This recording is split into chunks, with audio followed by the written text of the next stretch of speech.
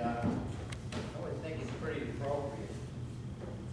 I don't know about a lot of other people, but I know that I'm going to have to deal with a lot of political dissent at the Thanksgiving meal. And I thought about it, how I might want to deal with it, and I came to the conclusion that the best way to do it would be to try to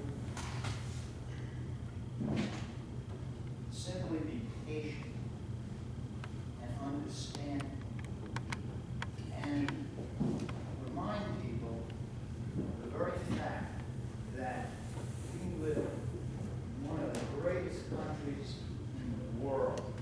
We're free, not only are we free to argue among ourselves, but we're also free to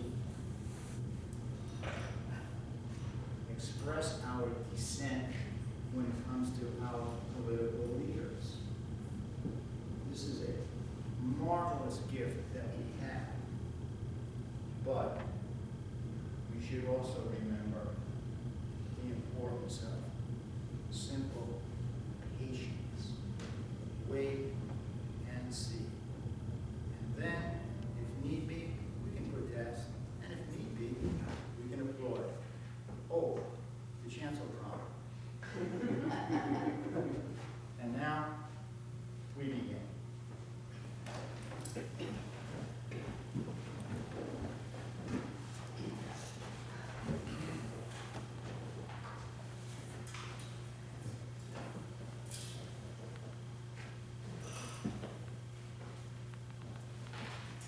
The scene is the Anderson living room.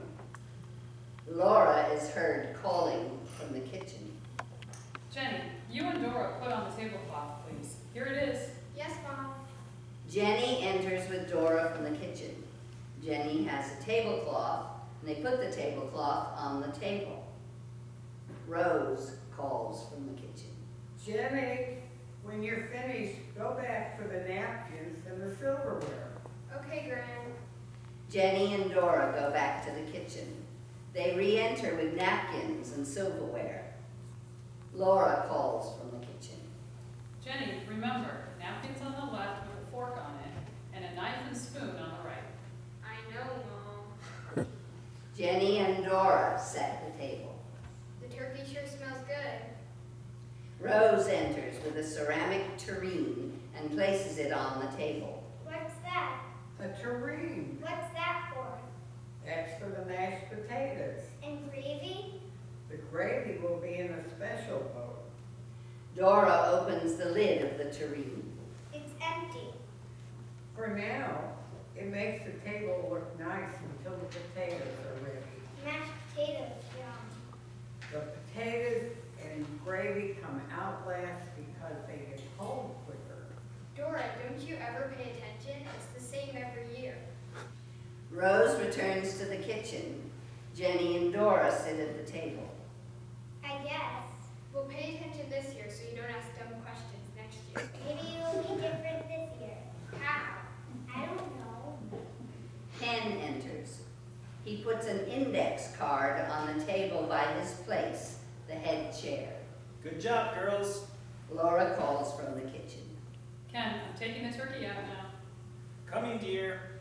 Jenny, when you set the plates, put this card on mine. Ken goes to the kitchen.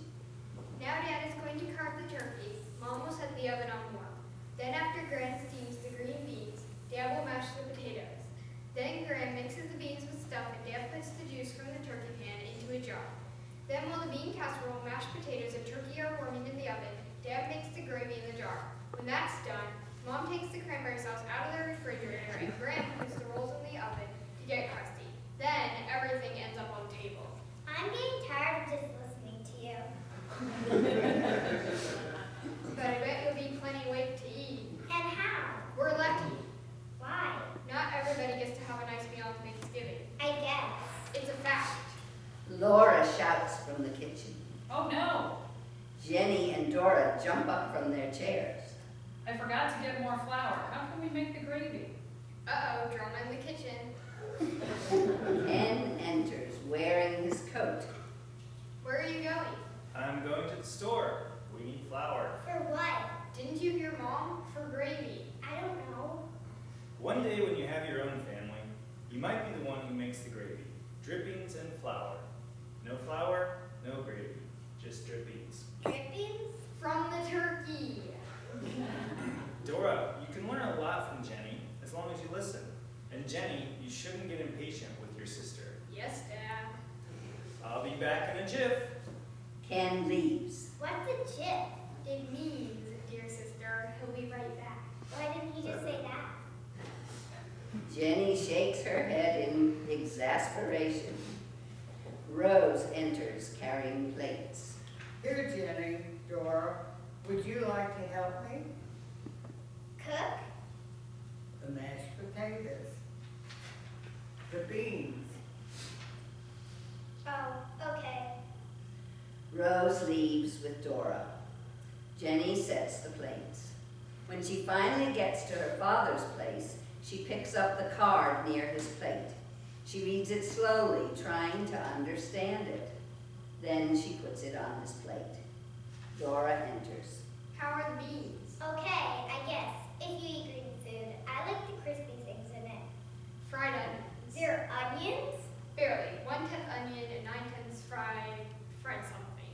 You don't know? It might be flour. Flour! Mama must have used all the flour to make them so crispy. Mom didn't make them. They come out of a can. Just when I thought I had it figured out. Ken enters with Jake, a young man. Jake wears jeans, a hooded sweatshirt, and sneakers. Girls, this is Jake. He'll be our guest for Thanksgiving. Jake, this is my daughter Jenny and my daughter Dora. Hi, Jake. Rose and Laura enter. And this is my wife Laura and my mother Rose. Hi, thanks for letting me join you. We all need to thank Jake. He saved the day. You look familiar. Yeah, he does. Jake pushes the shopping carts in the Chico's parking lot. What do you know?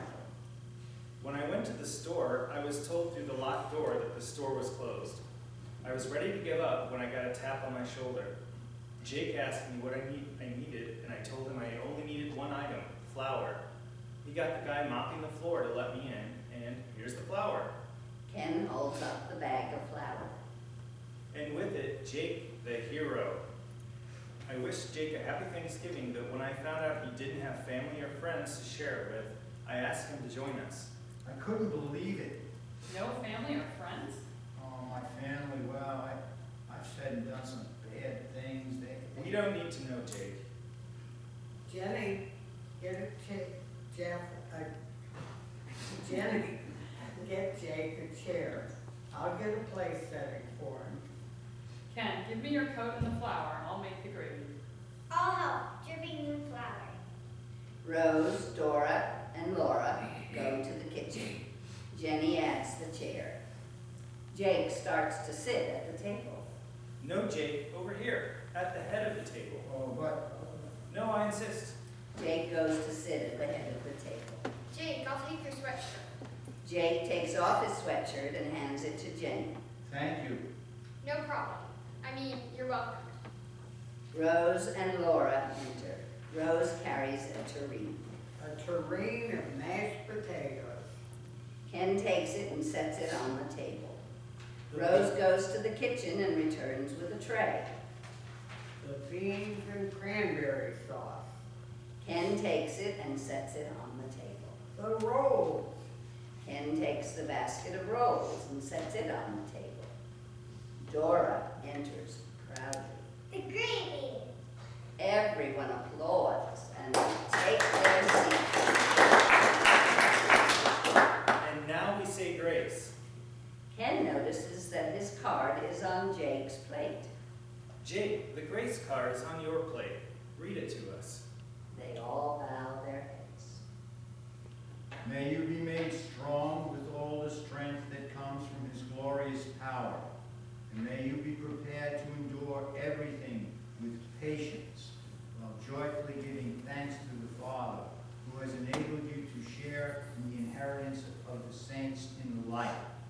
He has rescued us from the power of darkness and transferred us into the kingdom of his beloved Son, in whom we have redemption, the forgiveness of sins.